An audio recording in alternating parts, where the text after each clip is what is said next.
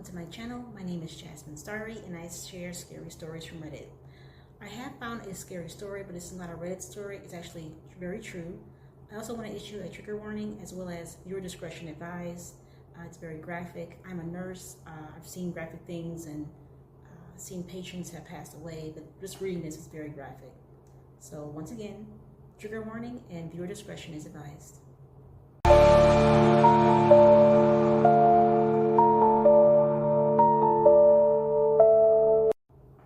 By April 1973, serial unaliver Ed Kemper had unalived 6 female students from various colleges and universities scattered along the coast of Northern California.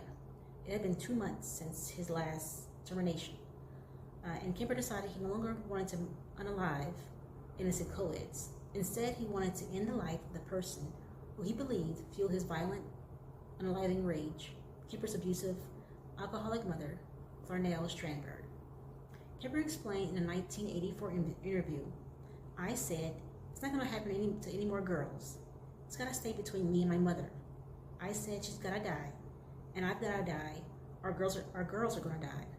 And that's when I decided I'm going to unalive my mother. I knew a week before she passed away, and I was going to unalive her." The night of April 20th, Strandberg, that's his mom, returned to the home she shared with her son, Kemper. After a night of drinking, Kemper said he woke up and went into her room, where she was reading. Strandberg, that's the mom, she said, "I suppose you're going to want to sit up all night and talk now." And then Kemper replied, that's the son, "No, good night." After she had fallen asleep, Kemper bludgeoned his mother with a claw hammer. When she was gone, Kemper cut off her head and humiliated her corpse. Then he placed her head on a shelf and screamed at it for an hour before throwing darts at it. Kemper removed his mother's tongue and larynx and put them in the garbage disposal. Former investigator with the Santa Cruz Public Defender's Office, Harold Cartwright, told Oxygen Special, "Kemper on Kemper, inside the mind of a serial unaliver. Clearly he was trying to kill his mother's voice, even though she was dead." Kemper said that even though 6 young women were unalived because of him, and it's because he said the way she raises her son and the way her son is raised. He was still extremely upset after his mother's unaliving because he took her out. And he also said, "It hurts because I'm not a lizard. I'm not from under a rock. I came out of her vagina," Kemper said. He also said, "I came from my mother, and in a rage, I went right back in."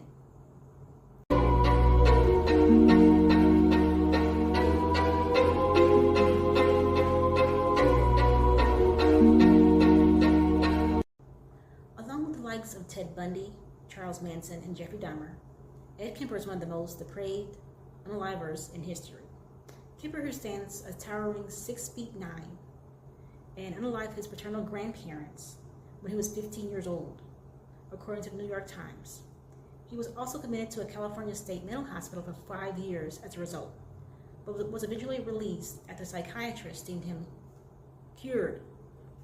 Kemper was anything but, however.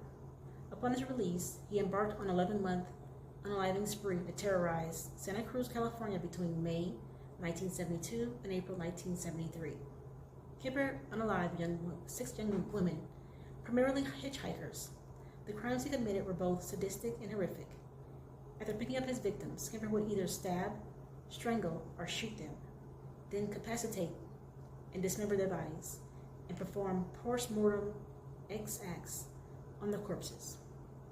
Despite his moniker of the co-ed unaliver, Kemper's victims weren't only young women. He also brutally unalived his own mother and her friend in April 1973. Afterward, Kemper fled California, only to telephone the police from the Colorado phone booth and turn himself in. Now, 61 years after his first unaliving in August 1964, Kemper and his crimes have been subject of several books, documentaries, television shows, and films. From his deceitful intelligence to his gruesome unalivings, here's everything to know about Ed Kemper's trail of terror and where he is today. Long before he became a serial unaliver, Edmund Kemper III displayed disturbing tendencies and thoughts as a young boy, according to those closest to him. Born in Cornell Strandberg and Edmund Kemper Jr. on December 18, 1948, in Burbank, California, Kemper was the second of 3 children, according to investigation discovery of 2021. His parents divorced when he was 7 years old, and his mother moved Kemper and his sisters from California to Montana after the split. It was in Montana that Kemper began to exhibit concerning behaviors. According to psychiatrists, in abuse conducted with his younger sister, Allen, Kemper cut the hands off her doll, beheaded and dismembered the family cat, and fantasized about executions in gas chambers. Kemper also began to resent Clarnell, and in August 1963, he ran away to California to reconnect with his father. Kemper and his dad never had a close relationship. Allen revealed, and that didn't change when the teen showed up to California. Instead, Edmund Jr., that's his dad, brought his son to his parents' isolated ranch in Norfolk, California, under the guise of a Christmas visit, and left him there. So he was abandoned by his dad. It was at the Norfolk Ranch that Kemper would commit his first unalivings. On August 27, 1964, the then 15-year-old shot his grandmother, Maud Kemper, 3 times, once in the head and twice in the back before stabbing her, according to the Madera Tribune. When his grandfather, also named Edmund, returned home, Kemper shot him dead in the driveway. Following the unalivings, Kemper called his mother and the local sheriff to inform them of the unalivings. The teenager changed his story a few times, including that he accidentally killed his grandmother and that he shot his grandfather to spare him the sight, per the Madera Tribune. Kemper eventually admitted that this was all deliberate. "I was striking out at the people who were hurting me the most," he said, about the unalivings in recorded interviews. Kemper was also committed to the maximum security state hospital for the criminally insane from 1964 to 1969. After about 5 years in the state hospital, Kemper was deemed cured, despite opposition from the district attorney, and released to the California Youth Authority, which took custody of juvenile offenders. However, it was later revealed that Kemper, who has an IQ of 131, had memorized 28 psychological tests and the acceptable answers during his time at the facility. He was ultimately released by the California Youth Authority in 1972. Around the same time, Kemper was also able to have his juvenile unaliving record expunged when he convinced 2 court-appointed psychiatrists that he was no longer a danger to society. Following his release, Kemper resided with his mother, who had moved from Montana to California, where she worked with administrative staff at UC Santa Cruz. Kemper went on an 11-month unaliving spree after he was released from supervision of California's Youth Authority. That was between May 1972 and April 1973. The 24-year-old unalived 8 women, including his mother, his mother's best friend, 5 college students, and a high schooler throughout Santa Cruz. The string of unalivings began May 7, 1972, when Kemper picked up 2 female hitchhikers, 19-year-old Fresno State students Mary Ann and Anita. He sat them both and then had X with their corpses back at his apartment, before severing their heads and hands and disposing of their body parts in the mountains near Santa Cruz. On September 14, 1972, Kemper found his next victim, 15-year-old Eiko Koo. The high school student was hitchhiking for a ride to her ballet class when Kemper picked her up. Just like with the other 2, he stabbed her to death before dismembering her as well. In early 1973, Kemper unalived 3 more young women. He shot an unalived hitchhiker, Cindy, January 1973, before dismembering her body at his mother's house, tossing her body parts in the ocean and burying her head in his mother's backyard. A month later, Kemper used the UC Santa Cruz parking sticker that he had received from his mother to pick up 2 more college students, Rosalind and Alice. They too were both shot and unalived, dismembered, and decapitated. Kemper's gruesome crimes eventually came to a stop, but not before he directed his violence toward his own mother and her friend. On April 21, 1973, he unalived his mother after she went to sleep by beating her with a hammer and then cutting her throat with a knife. Kemper also dismembered and decapitated her and performed post-mortem sexual acts, according to tape interviews. Kemper then lured his mother's friend, Sally, to the house, where he proceeded to strangle her to death and then hide her body in a closet. How did he get caught? After unaliving his mother and her friend, Kemper fled to Santa Cruz area and headed east, driving 28 hours straight, according to his account. "I just drove until I couldn't drive anymore," literally, Kemper said in tape interviews. But the mass unaliver apparently did not want to outrun his crimes. Kemper turned himself in by calling police from a phone booth in Pueblo, Colorado, and confessing. Kemper also told authorities that he feared he would unalive again. And how long he's been in prison? Kemper has been in custody since April 23, 1973, when Pueblo police arrested him after his telephone booth confession.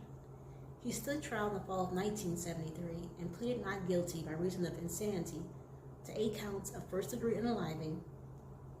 During the trial, his public defender argued that Kemper, who attempted to unalive his self-deletion twice over the 2-week trial, lived in a fantasy world and was an 8-year-old internally. However, the prosecutor emphasized that Kemper was highly intelligent, citing his IQ of 131. And the 3 court-appointed psychiatrists testified that he was legally sane.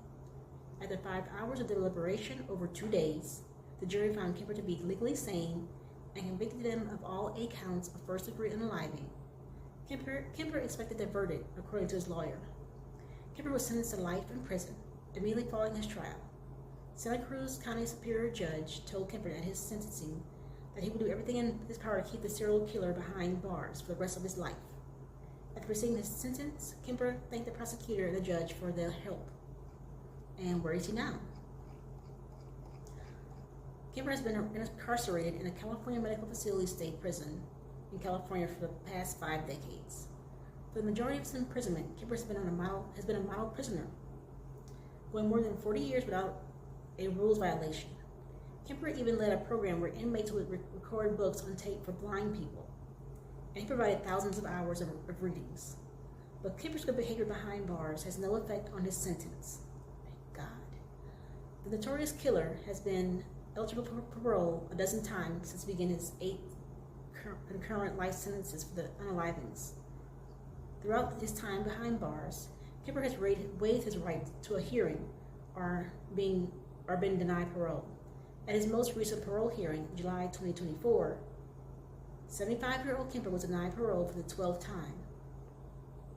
His next hearing date was set for 2031, when Kemper will be about 82 years old.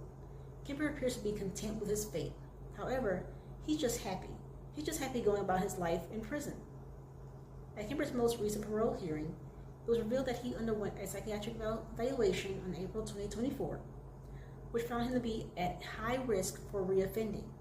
Santa Cruz District Attorney Jeff emphasized that Kemper was more dangerous now than he ever was at his last parole hearing in 2017.